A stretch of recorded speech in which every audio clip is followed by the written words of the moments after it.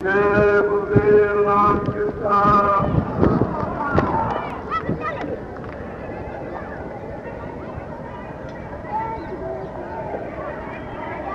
नर नारियों,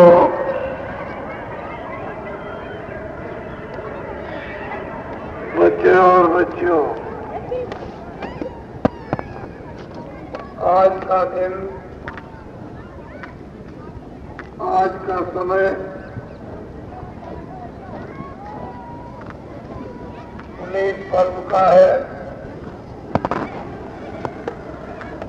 और बड़ा ही अहोभाग्य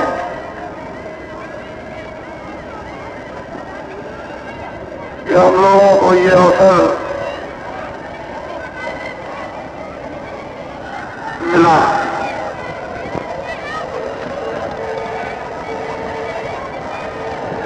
ये जीवात्माएं नाना प्रकार के झगड़ों में, वासनाओं में, तरह तरह की इच्छा और क्रोधता में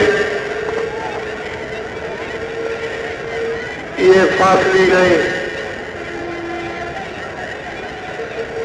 और अब आप स्वयं इसमें फंस गए। हर प्रकार से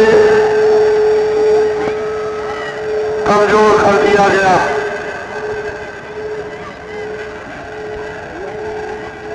जिसका कोई सहारा ना हो उसका कोई कुछ नहीं, करता और होता ही रहता है। तो जितने भी आत्माएं यहाँ पर बेसहारे कर दी गई, मालिक का उनको विश्वास नहीं, मुक्ति और मोक्ष का विश्वास नहीं, मालिक की शक्तियों का विश्वास नहीं, अपने देश अपने लोक का भी विश्वास नहीं, जो संत महात्मा आते हैं उनका भी विश्वास नहीं, जो धर्म की पुस्तकें हैं उनका भी विश्वास जाता रहा। ऐसी दशा हमारी खराब हो गई और कोई सहारा नहीं मिलता है। इधर जाते हैं उसी तरह धक्के खाते हैं। ये अवसर मिला, प्रारब्ध के कुछ ऐसे संस्कार एकत्रित हुए, उन्होंने जोर लगाया और आपको यहाँ तक लाकर पहुंचा दिया और उन संस्कारों के जोर से प्रारब्ध से आपको नामदान भी मिल गया, जो बहुत मुश्किल से कठिन साधनों से और कठिन दान पुण्यों से भी नहीं होता, वो सुलभ हो रहा था, इच्छा न होते हुए मिल गया।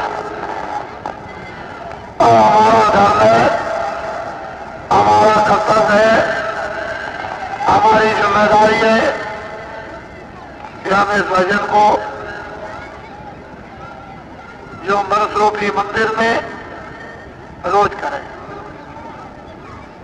इस टूटे फूटे मंदिर को, इस अंधेरे वाले मंदिर को साफ सुथरा करके इसमें दीपक जला लो। ये बड़ा चमकदार हो जाएगा, बड़ा सुहावना और भंग होगा। इसी मनुष्य मंदिर की देव रूप में कीर्ति होती है और महिमा। वो अवसर आपको आज मिल गया। पूरे कचरे को आप इसको बाहर निकालो। कुछ शारीरिक सेवा, कुछ मानसिक सेवा, कुछ कानों की सेवा, कुछ हाथ की सेवा, आदान प्रदान में नित्य प्रति रखो। कि जिससे कोई और नई गंदगी आने का अवसर न हो, और जो गंदगी है उसकी शुद्धि सफाई सुमरन और ध्यान से कर ली जाए। लेकिन जब बाढ़ लगाओगे तभी पानी रुकेगा, और बाढ़ लगाओगे तभी जानवरों से बचत होगी। बाढ़ और मैल नहीं डालोगे तो पानी नहीं रुकेगा, ना जानवरों से फसल की बचत होगी। इसी तरह से बाढ़ लगानी है कि हम लोग सेवा करें, जिसका लिया दिया है दुख में सुख में, वो तो 10 गाली देकर आपसे वसूल करेगा, क्योंकि उसने आपको कर्जा दिया है। तो गाली से करके ही आप कर्जा अपना माफ करा लो, बहुत ही सस्ता है। बैल की योनी, भैंसे की योनी, ऊंट की योनी में जाकर जब कर्जा अदा करोगे तो कितनी पीड़ा होगी। तो वो गाली देता है, उसको सहन करो, और गाली भी एक उसकी कर्जा लेना तो ले लेने दो। तो गाली देगा, प्रेम करेगा, जुड़ेगा, झटकारेगा, लेकिन तुम सेवा करो तो ये चारों तरफ से बाढ़ लग जाएगी। जब नालियां सब बंद हो जाएंगी तो पानी रुक जाएगा, आने वाली गंदगी बंद हो जाएगी, और फिर सुमरन भी करोगे, फिर ध्यान भी करोगे, भजन भी करोगे। ध्यान में भी अनुभव होगा और भजन में भी अनुभव होगा। ध्यान में दिव्य नेत्र खुलेगा और भजन में कान देववाणी सुनाई देगी। लेकिन बाढ़ खोल दोगे, कहोगे हम तो भजनी ध्यान करेंगे, हम सेवा नहीं करेंगे, तो बाहर से गंदगी आने का रास्ता खुला रहेगा और तुमसे भजन ध्यान और सुमरन नहीं होता। इसलिए संतों और महात्माओं ने अपने अपने समय में विशेषकर सेवा का गोरख धंधा जारी रखा था कि सेवा करो, सेवा करो, तन की सेवा, मन की सेवा, इंद्रियों की सेवा, जन की सेवा, आने वालों की सेवा, झाड़ू लगाओ और पानी पिलाओ और रोटी बनाओ, खाना खिलाओ और बैठाओ और उठाओ। ये बाढ़ थी तो गंदगी आना बंद हो जाएगी, फिर भजन ध्यान हो। और इन्हीं लोगों ने भजन ध्यान किया है। 85 साल की उम्र आश्रम में हो गई, सेवा करते करते कुछ नहीं मिला, और 85 साल के बाद सब मिल गया, आज से अंत तक। और 85 साल के बाद मिला तो कितनी आत्माओं को उन्होंने दया करके रास्ता भी पार कर दिया। तो सेवा सबसे बड़ी चीज है, लेकिन इसको लोग जानते नहीं। कभी मानी आदमी से सारी सेवा नहीं होती, वो धन की सेवा कर देगा, इसमें दो राय नहीं है। 2, 4, 5, 10 नौकर चाकर भी रख देगा, उसमें भी कोई बात नहीं, लेकिन उससे तन की सेवा नहीं होगी। तो जो तन की सेवा करे वो तन की कर ली, तन की सेवा के बाद धन नहीं होगा, धन वाले की सेवा के साथ धन की सेवा नहीं होगी। और ये उनको उचित है कि किससे कितनी सेवा लेकर के और बाढ़ लगवा दे, और वो भजन और ध्यान उससे करवा दे। वैसे सेवा का फल सबसे श्रेष्ठ।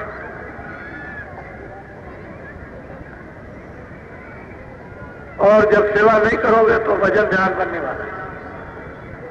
इसलिए हमने थोड़ा बहुत उतनी सेवा तो नहीं रखी है, लेकिन हाँ सेवा का कार्यक्रम रखा जरूर है, उतना नहीं जितना महात्माओं ने। मैं एक आपको कहानी सुना दूं। एक पंजाबी भल्ला थे, वो जागीरदार से पहले तो पैसे के नशे में थे, जागीर के नशे में, नौकर चाकर के नशे में, घोड़े गाड़े और बग्घी और रथ। उस समय पर बग्घी रथ और घोड़े गाड़े, तीर तलवार, इनका बहुत अपमान था। तो कोई उनके दरबार में आता जाता था, उन्होंने कहा कि हजूर एक महात्मा आए हुए हैं, थोड़ा सा दर्शन कर लीजिए और दो वचन उनके सुन लीजिए। हम तो चाहते हैं कि आपके दरबार में आते हैं तो आपका भी कुछ भला हो जाए। चलो अच्छा जरूर महात्मा का दर्शन करने चले। एक दफे हुआ, दो दफे हुआ, नहीं गए। फिर उसने कहा कि हजूर फिर आए हैं, दर्शन कर लीजिए। अच्छा हम 2 बार नहीं गए, मौका निकालेंगे। अच्छा तुम समय से आ जाना। तो बेचारा आ गया। अब जागीरदार से बोले क्या, वो काम में लग गए, समय निकल गया, महात्मा चले गए। कहा कि अरे बड़ा अफसोस हुआ कि मैं काम में लग गया। और मैं फिर महात्मा जी आए, फिर गया। कहा कि महाराज जी आए हुए हैं और हजूर दर्शन कर लीजिए, बड़ा अच्छा हो। अच्छा चलो गए। वहां सत्संग हो रहा था, उन्होंने सत्संग भी सुना और दर्शन किए तो उनके अंदर से इच्छा पैदा हो गई कि चलो जाए एक बार फिर सुने। फिर आए, बैठे, सत्संग सुना, दर्शन किए और चले गए। तो दूसरे दिन नहीं कहना पड़ा अपने आप आके। बड़ी अंदर से इच्छा हुई, दर्शन करके सत्संग सुन के घर गए। महात्मा जी दूसरी जगह चले गए, घोड़े से सवार हुए, वहां चले और वहां उन्होंने सत्संग सुना। वहां नामदान हो रहा था, महात्मा जी ने नामदान दिया। अब वो बराबर सत्संग में आने जाने लगे। कह लगे हजूर मेरे लायक कोई सेवा हो तो बताइए। कह लगे जो कुछ बच्चा तुम कर सकते हो करो। कह लगे ये संगत है, तो हम सबको भोजन कराएंगे। क्या ठीक है साहब। तो लंगर खाना खुलवा दिया, भोजनालय, और उसमें वही रोटियां और दाल बन रही हो। उनके खिलाने से बड़ा उनको हर्ष हुआ, बड़ी खुशी हुई, बड़ी प्रसन्नता हुई, बहुत उनको अच्छा लगा। महात्मा जी अपना चले गए। दूसरी जगह पर अड्डा जमाया, वहां पहुंच गए। कहा हजूर मेरे लायक कोई सेवा के जो आप जाओ। चले यहां भी संगत को कुछ खिलाना चाहते खिलाना, वहां इंतजाम किया, वहां भी संगत। और महात्मा जी से बहुत प्यार हो गया। अब उनकी ये इच्छा कि रोज जाना, रोज आना, जहां तक बस चलेगा वहां तक रोज जाएंगे, रोज आएंगे। और बहुत दूर चले गए तो 2-3 दिन बाद जाना और फिर रोज आना। धीरे धीरे धीरे धीरे धीरे धीरे धीरे धीरे पूरी जागीर के हीरे जवाहरात, जो भी सोना चांदी था, वो सब सेवा में लगवा दिया। फिर उनके बच्चे थे, वो मर गए, स्त्री मर गई और घोड़े मर गए, और उनके साथ और जाओ भी मर गया। थोड़े दिनों के बाद सेवा करते रहे तो जागीर रही थी कि हमको संगत की सेवा करना, जागीर बिके। खाली एक उनका पहल रह गया और कुछ नहीं, बस हुई। और महात्मा जी चले गए दूर। चलते चलते चलते चलते पहुंचे,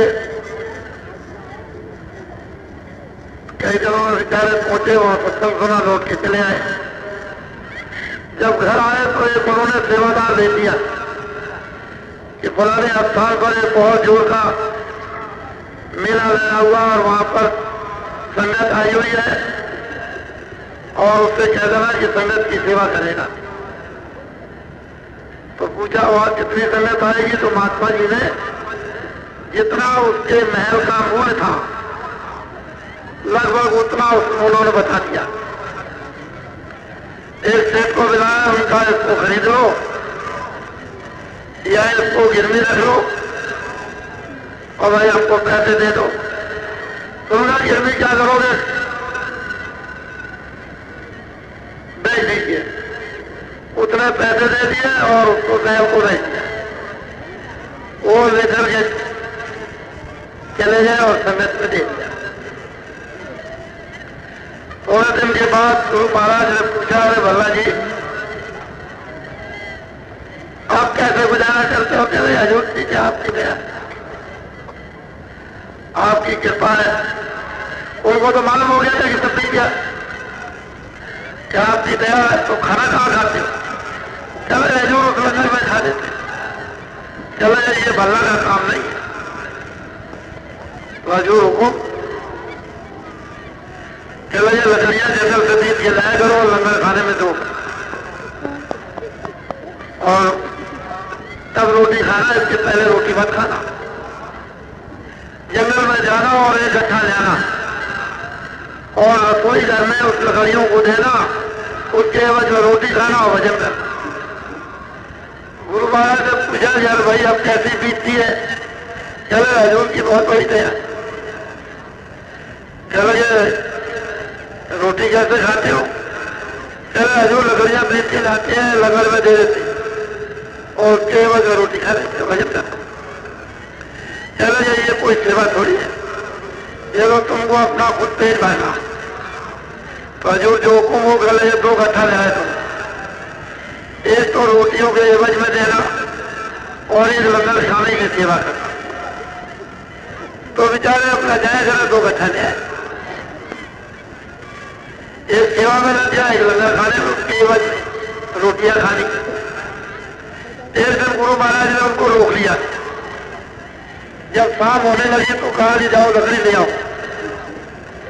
जंगल में लकड़ी लेने के लिए गए, वहां देर लगे। कुछ बादल आया और जल्दी अंधेरा हो गया। वो बेचारे गड्ढा लेकर के चलने लगे, रास्ता रास्ते में भूल गए। एक गड्ढा था, उसी में ले दे करके गिर गए। और गड्ढा वो बहुत नीचा था, उसमें थोड़ा बहुत पानी भरा हुआ था, उसमें कमर से पानी नीचे गिरे उसमें गड्ढे में। अब ऊपर देखते हैं तो कुछ चीज नहीं। अब वहां जंगल में कौन सुने? तो गुरु महाराज उन्होंने कहा कि भाई वो लकड़ी लेकर के नहीं आया, चलो जरा देखें। तो सच्चों को लेकर के जंगल में गए और तलाश करवाते गए। उनको तो मालूम था किधर है, तलाश करवाते गए, भल्ला जी भल्ला भल्ला। अब वो कुएं में पड़ा है। तो आवाज आई उस तरह से, तो लोग वहां पहुंचे। गड्ढा लेकर दोनों सिर पर खड़े और कमर से पानी या गड्ढे को नीचे नहीं गिरा पानी में। कह भाई इसमें कौन है? चले मैं भल्ला हूं। चले कैसे गिर गए? भाई अंधेरा था, रास्ता भूल गए, तो यहाँ गड्ढा था, गिर गए। तो ऊपर से कहा जैसे लकड़ियां फेंक दो पानी में और मैं तुमको रस्सी देता हूं, तुम निकल जाओ। क्या लगे नहीं होगा, अगर आपको मुझे निकालना तो लकड़ियां पहले निकाल लो, तब मुझे निकालना। लकड़ियां पानी में नहीं जाएंगी, क्योंकि ये लंगर खाने में सेवा में जाएगी। ये बात सिर्फ कर रहे थे, तब तक गुरु जी आ गए। गुरु जी ने कहा कि भल्ला क्या हो गया? भाई हजूर आपकी मर्जी। चलो लकड़ियां फिर तो कह रहे हजूर ये नहीं हो सकता, ऐसे ही निकाल लीजिए। लकड़ियां रखे रहेंगे सिर पर। तो लकड़ियां रस्सी में बांधी गई और फिर उनको निकाला गया। कहते हैं भल्ला मैं तुमसे बहुत प्रसन्न हो गया हूं, तुम क्या चाहते हो? चले हजूर हमको कुछ नहीं चाहिए, जो ये सब कुछ देता है मैं देने वाले ही को ले लिया, हमको कोई चीज नहीं चाहिए, देने वाले को ले लिया। जो सब कुछ देगा हमने उसी को ले लिया। हमको कोई राजपाट और कोई धन दौलत हमको कुछ नहीं चाहिए, ना हमको मुक्ति चाहिए, ना हमको मोक्ष चाहिए। तो कहने का मतलब कि गुरु महाराज कितने खुश हुए उस सेवा से, और उनको यहाँ से उस परम पद में पहुंचाया। तो सेवा का स्थान सर्वोपरि। तो उन्होंने कहा कि गुरु महाराज ये मुझसे परीक्षा ली तो ली, लेकिन एक और लोगों के लिए वरदान है, ऐसी परीक्षा कभी किसी से लीजिएगा नहीं, इस परीक्षा में कोई टिकेगा नहीं।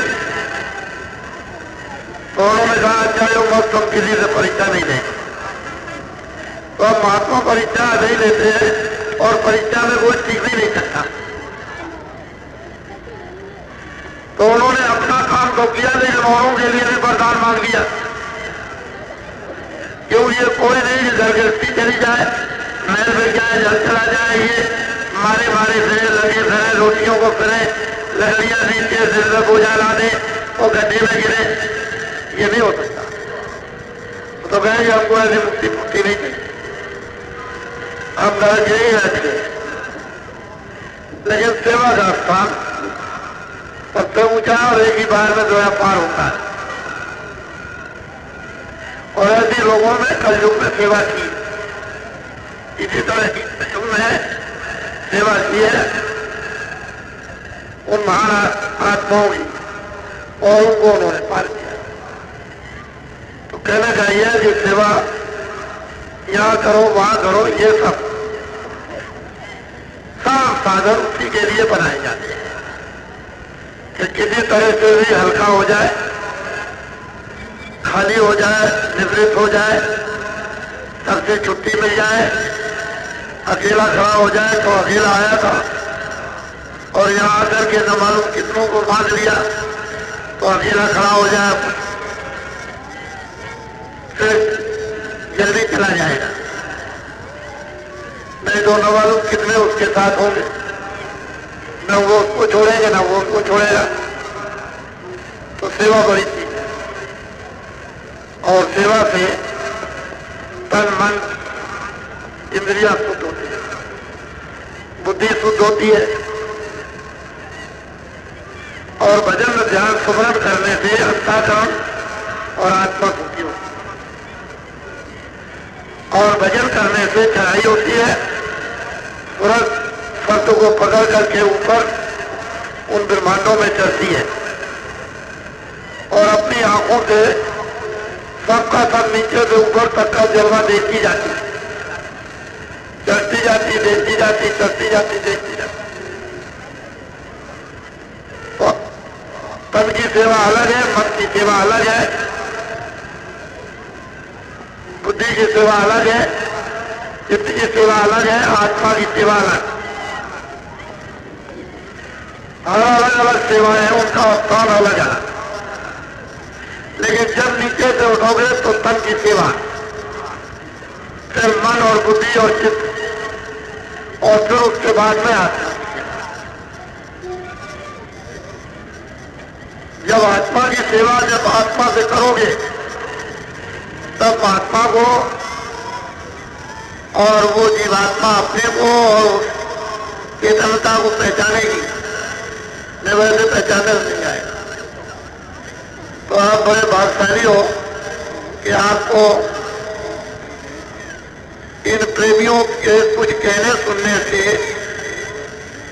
आपने इनकी बात को स्वीकार कर दिया और ये समझ करके आप आए कि चलो हम मथुरा हो आएंगे। वैसे मथुरा नगरी में सबसे प्रमुख यही स्थान तीर्थ है, ये मधुबन इसी को कहते हैं। यहीं से सब यात्रा प्रारंभ होती है। तो वहां से चलो भाई मथुरा, इनके कहने सुनने से और आपको अमूल्य वस्तु भी मिल गई और आप इसको लेकर जा भी रहे हो वापिस, इसलिए कामकाज सब बहुत धैर्यता से करते हुए सुमरण, ध्यान और भजन, ये और जब जैसी यथाउचित शक्ति के माफिक जितनी सामर्थ्य हो बर्दाश्त करने की, उतनी आप सेवा भी। क्योंकि आज कलयुग है, इन 39 वर्षों में किसको मार दिया, यहाँ बैठ के किसको मरवा दिया, किसको मरवाने की सलाह दे दी, तो किसकी हत्या हो गई, किसको ठग दिया गया, इसको लूट लिया गया, इसके साथ कपट हुआ, इसके साथ क्या हुआ, ये सब अपराध। तो सेवा करने से अदा होंगे, अदा यानी कर्जा चुकेगा, ये वापस सेवा से किए जाते हैं।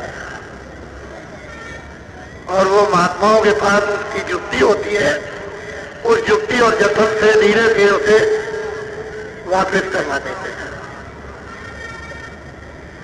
तो जगह जगह सत्संग देश में हो रहा है और होने लगा, और सभी प्रदेशों में इसकी बड़ी जोरदार मांग कि आप इधर आइए, इधर आइए। जब आप नहीं आ सकते हो तो लोग ये कहते हैं किसी को दे दीजिए। तो ये तो आपको मालूम होना चाहिए कि जो मुर्शिद काम करता मुरीद नहीं करता। मुरीद कहते हैं शिक्षा लेने वाले, और जो शिक्षा देता है वो मुर्शिद यानी गुरु, आचार्य। तो जो आचार्य गुरु काम करेगा वो शिष्य काम नहीं कर सकता। तो मांग सब जगह होने लगी, चारों तरफ से चिट्ठी खबरें आने लगी। तो हम तो वक्त लोगों को दे ही रहे हैं। इस परमार्थ में, लोक में, परलोक के लिए तो आप भजन ध्यान ये बुक एक अपना लक्ष्य अंतिम बनाए रहें और इसको बराबर घाट पर बैठ के इसको खटखटाएं, दरवाजे को ठोके। दरवाजा जब ठोकोगे तो जिसका महल है खोल देना, फिर बाहर उसको भी समझ लो, खुद भी समझो और लोगों को भी समझा दो। तो गुरु महाराज का ये पर्व है अगहन सुदी 10वीं और 10 तारीख 1986 और दिसंबर का महीना। और ये बराबर इस स्थान पर ये 64 से मेला लग रहा है, निरंतर बराबर हो रहा। वैसे 10 आदमी भी आए होंगे इमरजेंसी में, तो ये साल में यहाँ कुछ ना कुछ कर गए और चुपचाप कुछ करके और न चले गए। लेकिन यह है कि मेला बराबर लगता है। और आपके सामने आप देख रहे हो, तो इसलिए एक प्रकार का ये ऐसा मेला है कि मेले में मेल कर, ये मेला है, इसमें मेल कर, पैर टूट जाएगी यानी मेला खत्म हो जाएगा और तू अकेला रह जाएगा। सबसे मेल कर, मेला उसको कहते हैं मेल कर, प्यार कर, मोहब्बत कर, उसका नाम मेला है। तो जहां मेला है वो मोहब्बत प्यार का, जहां महान आत्माएं और आत्माओं का संदेश होता हो। और वैसे तो मेले लगते हैं, उसके लिए तो कोई बात ही नहीं। तो ये ऊंचा से ऊंचा मार्ग, सरल मार्ग, सीधा मार्ग, और घर का आप आशा बांध के निशाना बना लो। और जब आप चेतन की आशा करोगे तो धीरे से चल पड़ोगे और उसी जगह पहुंचोगे जहां आशा और जड़ की आशा रखोगे तो जड़ में बाता पाओगे। तो बहुत अच्छा है, और मैं आपको आज रोक नहीं सकता। फौरन जो भी सुविधा आपके पास हो, बस हो, मोटरसाइकिल हो, जीप हो, कार हो, और ट्रेन हो, बस हो, और जल्दी से जल्दी वापस चलें। और फिर चल के जल्दी से अपने अपने जहां पड़ाव पड़ेंगे उनकी तैयारियां करें। तो तुरंत वापस जाकर, क्योंकि आपको बैठना नहीं है, तो इसलिए मुझे रोकना नहीं और आपको बैठना नहीं, तैयारी करनी पड़ेगी। और जो मोटे आपको इशारे किए हैं, जो मोटे मोटे, उस पर पूरा ध्यान रखेंगे, उसको भूलने की जरूरत नहीं है। पूरे के पूरे जहां जहां मेले लगेंगे, थोड़ी बहुत भी आप में अगर सूझ और समझ होगी तो 1 किलो भी आप अपने साथ आटा लेते जाओ, जितने भी लोग आए, और एक दरी चद्दर बिछा दी जाओ, उसी में डाल दो तो ढेर हो जाएगा। और संगत पहले ऐसे होता था, जब मालूम होता था कि वहां बड़ा कार्यक्रम है तो लोग घर से ऐसे खाली नहीं जाते थे। नमक भी ले जाएंगे, मिर्चा भी ले जाएंगे, हल्दी भी, और ये भी ले जाएंगे, और साफ बांध के पोटली में किसी चीज में जरा जरा से बांध चले गए और वहां डाल दिया। उन मेलों में कोई कमी नहीं रहती, सोच समझ की बस बात है, तो कोई कमी नहीं है। श्रद्धा जब उमड़ती है तो श्रद्धा में कोई चीज की कमी नहीं है, समुद्र है, और सब रिद्धियां सिद्धियां श्रद्धा में उत्पन्न हो जाती है। और वो महात्मा तो सिर्फ एक कारण बना करके और कार्य दिखा देते, कारण बना दिया और कार्य दिखा दिया। बहुत से महात्माओं ने कहा अच्छा चलो ठीक है, चलो जितने भी आ जाओ खा जाओ, तो एक चद्दर डाल दी और उसमें से निकालते जाओ और खाते जाओ, और जितना सामान उतना सबका कम रह गया।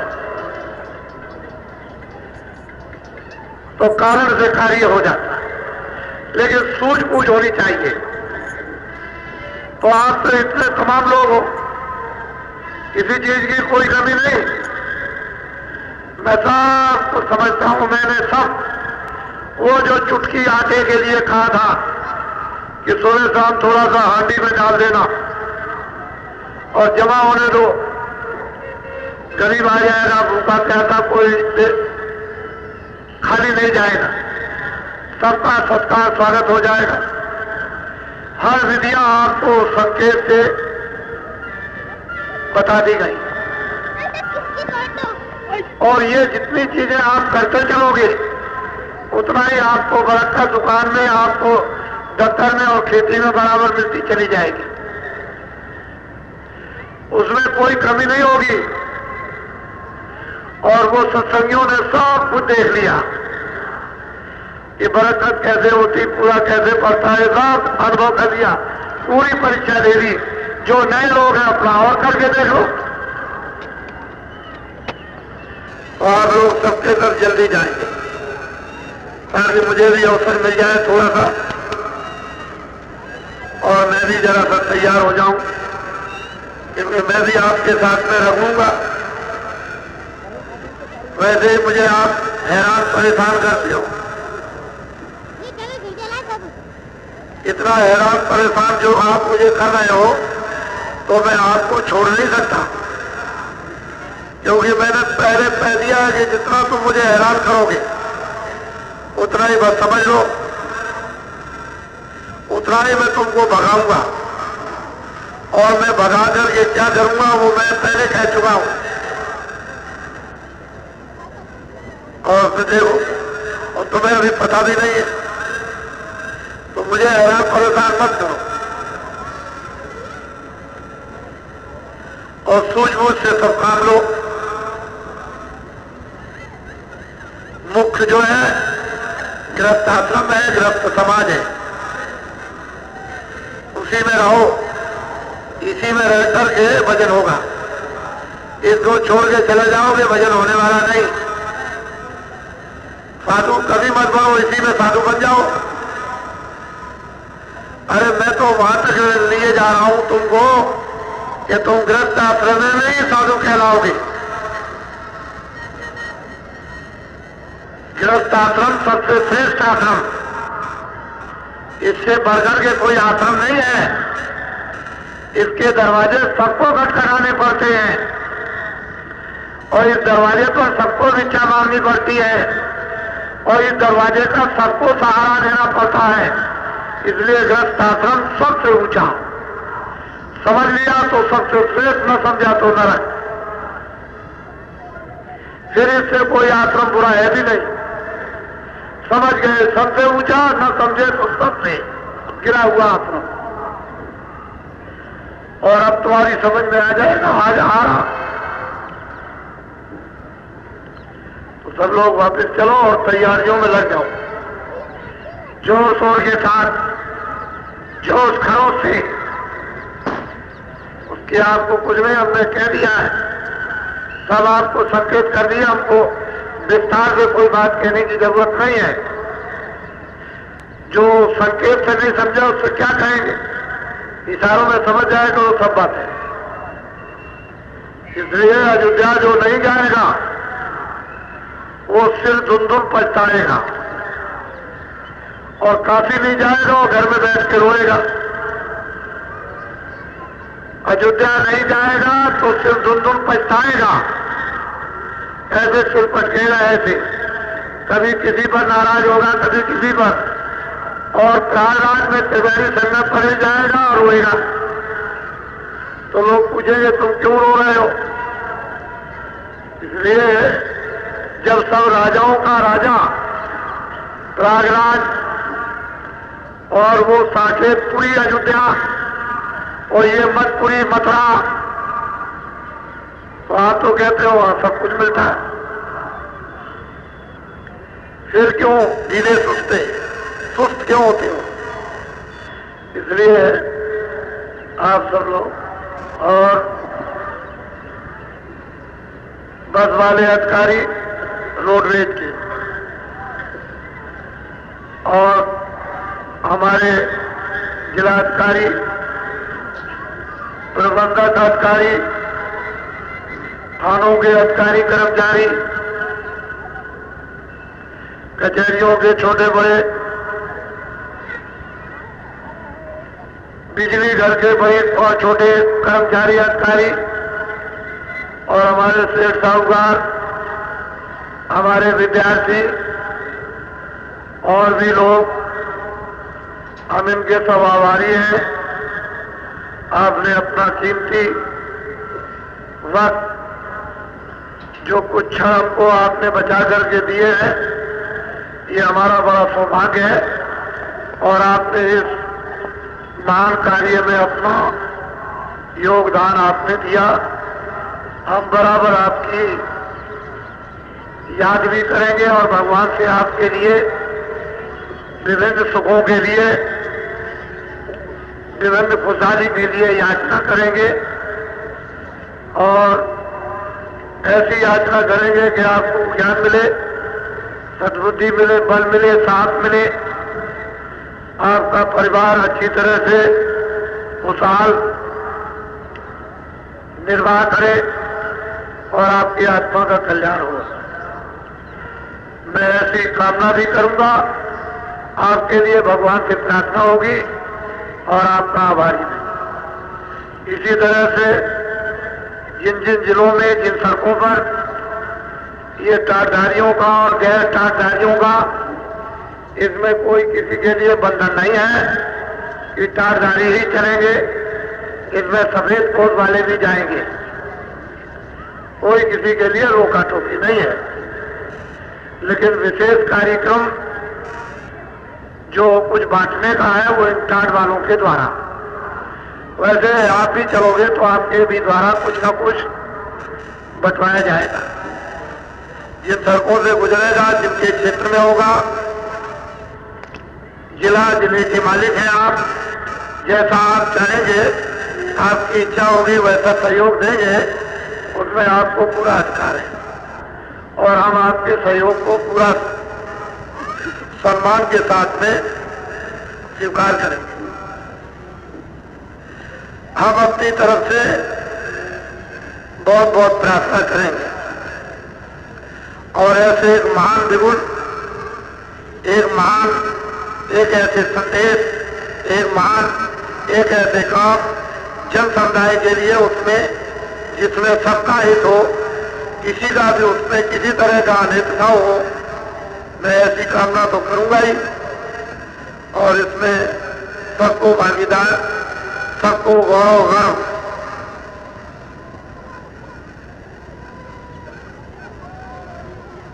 होना चाहिए। आपका भी गौरव गर्व, ये लोग हमारे भी, हम भी उनके, तो यथाउचित सब आदान प्रदान में, और जो चीजों की इस समय व्यवस्था बिगड़ी है वो समय पर आपको अभी तो नहीं बताऊंगा, लेकिन आपको पहले से ही मालूम होने लगेगा कि इस रास्ते से अगर चाहेंगे तो सब कुछ हो जाएगा। वो आपको पहले से ही संकेत सब मिलेंगे। जय गुरुदेव।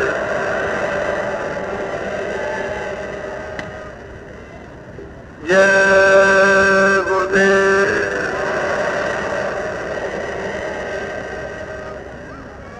जय गुरुदेव।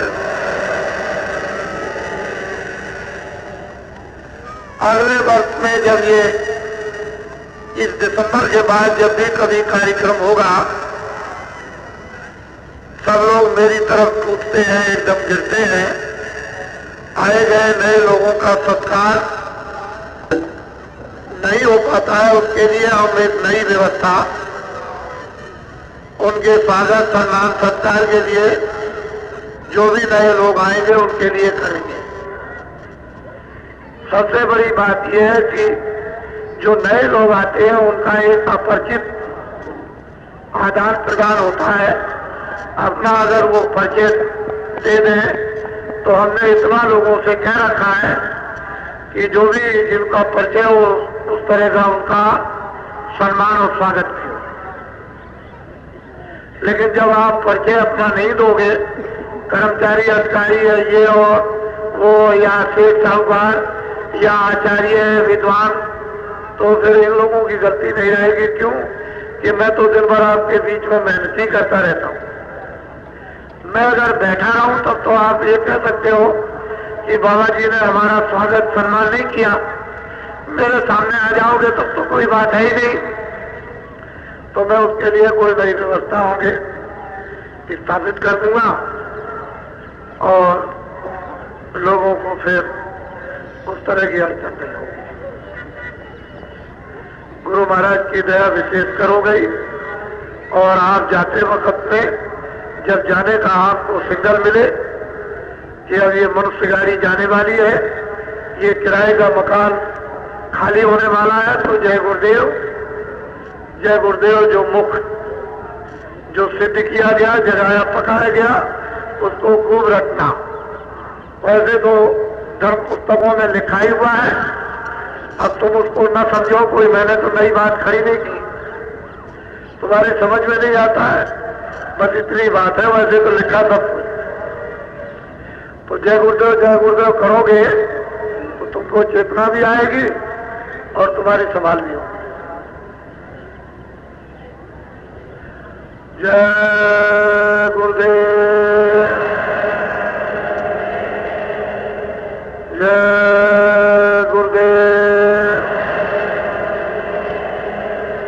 जय गुरुदेव। अधिक से अधिक लोग तैयार होकर उसे 27-28 को अयोध्या पहुंचेंगे और वहां से फिर प्रस्थान होगा, विदाई होगी, ताकि सब लोग रास्तों के जान जाएं। बगैर रेडियो अखबारों के पता चल जाए कि अयोध्या धार्मिक स्थल पर एक महान बिगुल बजने जा रहा। ऐसा बाबर के वक्त में एक फकीर ने संकेत दिया था। मुसलमानों की किताबों में लिखा हुआ है किसी फकीर का एक काफिला कैर दरिया को पार करता हुआ जब जाएगा तो उसने सब कुछ लिख मारा, लेकिन आपकी समझ में कुछ नहीं आता।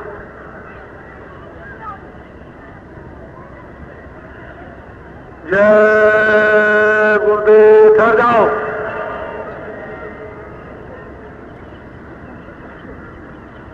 पहला प्रांत उत्तर प्रदेश,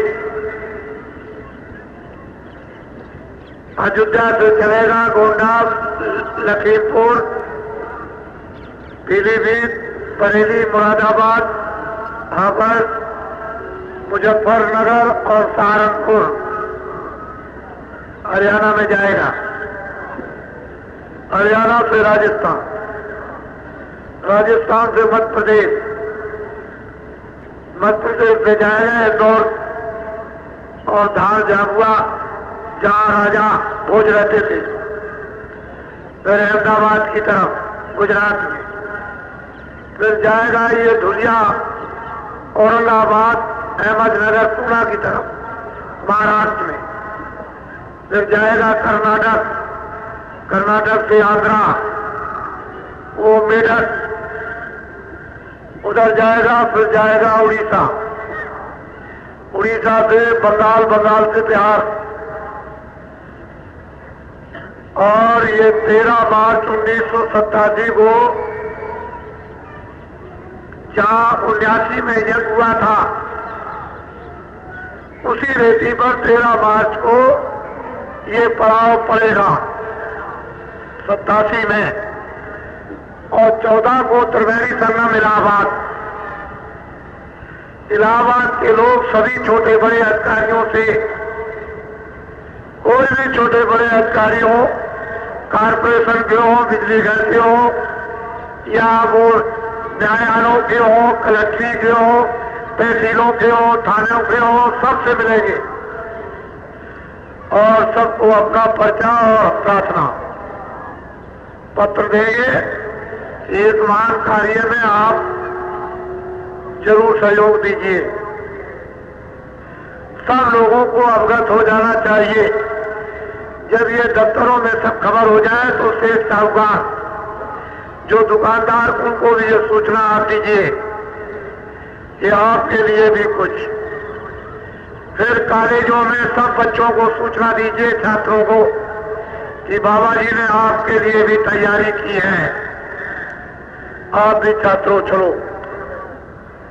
सेठ साहूकारों तुम भी चलो, कर्मचारी अधिकारी तुम भी चलो, और किसानों से कहना कि तुम्हारे लिए भी बहुत कुछ मसाला तैयार करके रखा है, ऐसी दवा बनाई है कि तुमको भी घोल के पिलाई जाएगी। आप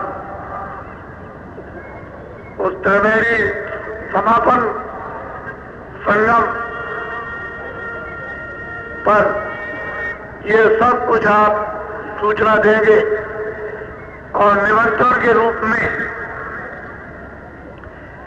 होली के अवसर पर इसका समापन प्रयाग त्रिवेणी संगम पर ही होगा, मथुरा में नहीं होगा। और वहीं से सबकी जब समापन होगा तो सबकी विदाई हो जाएगी। फिर जितने भी चारों तरफ जाएंगे उनकी विदाई हम करेंगे। अभी आप विदाई करेंगे, सबकी विदाई हम करेंगे। जो जिधर जाएंगे तो ये आपको सब बता दिया गया है, और इसी में किसी को कोई भय करने की जरूरत नहीं है। आए ना,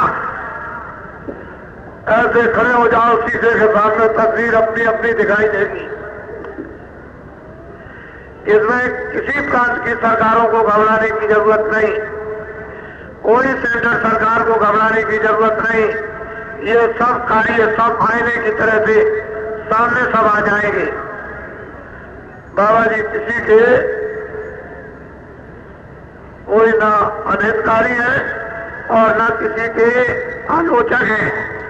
जो वास्तविकता है वो आए ना, उसके लिए हमारा आप क्या करें। और जब ये सूचना सबको मिल जाए तो अपने अपने एमपी और विधायकों को दे देना कि बाबा जी ने आपके लिए भी मसाला तैयार कर दिया, उनको भी देना कि आप भी आ जाइए और आप भी ले लीजिए। और बहुत सद्भाव सम्मान से इस तरह से नहीं ऐसे रूखे फीकी बात नहीं, सम्मान और सद्भाव उससे सबको निमंत्रण दे दो। जय गुरुदेव। गोंडा, बहराइच, बस्ती, गोरखपुर, आजमगढ़, फैजाबाद, सुल्तानपुर और बाराबंकी ये मिलकर, ये 6 जिले मिलकर के ये अयोध्या में सब देख रेख जुट के करेंगे। ये ऐसा नहीं ढीलम ढूल नहीं, ये ढीलम ढील का काम नहीं है। ढीलम ढूल कि तू देख लेगा, तू देख लेगा, वो देख लेगा, ये कुछ नहीं। हमको तो मौके पर काम चाहिए। हम उस काम को देखना चाहते हैं, दिखाना भी चाहते हैं। ये नहीं कि हम ही देखें, अरे और भी देखें और तुम भी देखो और हम भी देखें और फिर और भी देखें। ऐसा नहीं, ढीलम ढोल के काम नहीं। जय गुरुदेव। आज बिना दहेज के 11 शादियां आज कराई गई और कल भी शादी हो गई, 11 शादियां हो गई बिना दहेज के। कोई दहेज की जरूरत नहीं। और आप लोगों ने अपनी आंखों से देखा। तो सामाजिक कार्य भी है, पारिवारिक कार्य भी है और ये भी कार्य भी है और मुंडन भी बहुत। जिसको देखिए कैंची लेके खड़ा, काट दीजिए। फिर कहते हैं कि नाम भी रख दीजिए, नामकरण संस्कार। तो नाम भी रखा जाता है, कैंची से बाल भी काटे जाते हैं और फिर शादी भी कराई जाती है। और फिर उसके बाद ये भी, और किसानों की बात सुनना, कर्मचारी की बात सुनना, छात्रों की बात सुनना और दुकानदारों की बात सुनना और मजदूरों की बात सुनना और उनकी दवा भी बनानी और रोग का निदान भी करना और फिर सब गड्ढे से आत्माओं को बचाने का भी काम करना। तो एक दो काम नहीं है, बहुत काम। मैं तो बहुत परेशान हूँ। मैं तो गुरु महाराज से कहता हूँ कि ऐसी दया कर दो कि आज ही हुक्म दे वो बंद कर दो। तो आज ही लाख बार प्रणाम करूंगा और बस कहीं चला जाऊंगा जंगल में, चुपचाप बैठ करके मालिक की याद करूंगा, क्योंकि ये काम बड़ा कठिन है, बहुत मुश्किल है, बहुत कठिन, बहुत छोटा। ये साधारण काम नहीं है, हम इसको बहुत बड़ा काम समझते हैं। खराब से खराब, इससे खराब दूसरा कोई काम नहीं। लेकिन अब क्या करें, हुक्म नहीं माने तो कुछ चुतियां खाए और हुक्म नहीं माने तो कुछ गड्ढे में जाए। तो हुक्म तो मानना ही पड़ेगा। अब क्या किया जाए? तो ऐसा बंधन है जो हुक्म नहीं पड़ेगा। और मुसलमानों को कलाम जो खुदाई हुक्मनामा उसको और सुनने को मिलेगा, उसमें कुछ और अब की बार मिलेगा। इन मुसलमानों को भी कह देना कि भाई तुम्हारे लिए भी हुक्मनामा, और ईसाइयों को भी बता देना। और सिख तो कोई मुसलमान है नहीं, वो तो पक्के हिंदू है। क्योंकि 10 जो बादशाह थे, जो 10 संत हुए हैं, तो वो तो सब हिंदू थे। वो तो कोई मुसलमान और कोई ईसाई नाम के लिए तो सब हिंदू थे। वो तो सभी हिंदू साधना, संत की साधना, वो तो ये तो उनकी तो कोई लेके, लेकिन तुमने नाम से उनको अलग कर दिया। वो तो भूल चूक से अलग हो गए, हिंदू ईसाई मुसलमान, वो तो भूल चूक आई, उससे अलग हो गए। वैसे मैं तो अपनी तरफ से अलग समझता नहीं हूँ ईसाइयों को या मुसलमानों को, लेकिन वैसे जो सिख है वो तो एक पक्के हिंदू है, वो एकदम बिल्कुल पक्के हिंदू है, उसमें कुछ। लेकिन अब यह है कि तुम जबरदस्ती उनको इल्जाम लगा करके, नहीं तुम अलग हो, तुम अलग हो, तुम अलग हो, और हिंदू अलग हो, हिंदू अलग हो, मुसलमान अलग हो, तो ये तो आपकी बात है, लेकिन है अलग नहीं। इनको भी खबर दे देना, ईसाइयों को भी और सिखों को पहले ही से खबर हो गई तो हिंदू तो सच्चा नहीं रहे। और हमें क्या जरूरत है बड़ी जाति से, क्या जरूरत छोटी जाति से, वो तो चीज सबकी एक है, ना कोई बड़ा ना कोई छोटा। जब तुम पैदा हुए थे, तुम बादशाह थे, तब भी तो नंगे ही थे और रोते थे और पहचान नहीं थी, सुनना नहीं और देखना नहीं, और गरीब थे तब भी तुम नंगे थे। और जब जाने लगे तो तुम बादशाह, तुम्हारा धन गया, सिपाही गए, तीज और तलवार गई और ये वो, और महल से निकाले गए, बेइज्जती की गई, और तुमको उसी तरह से जैसे गरीब को जला दिया और गाड़ दिया, वैसे ही तुमको जला दिया और गाड़ दिया। तो फर्क क्या है? कोई अंतर। ये सब बेअसली का सबूत है, अज्ञानता का ये निशान है जो इस तरह की बातें करते हुए रहते हैं। जय गुरुदेव। अच्छा, आप सब खड़े हो जाओ।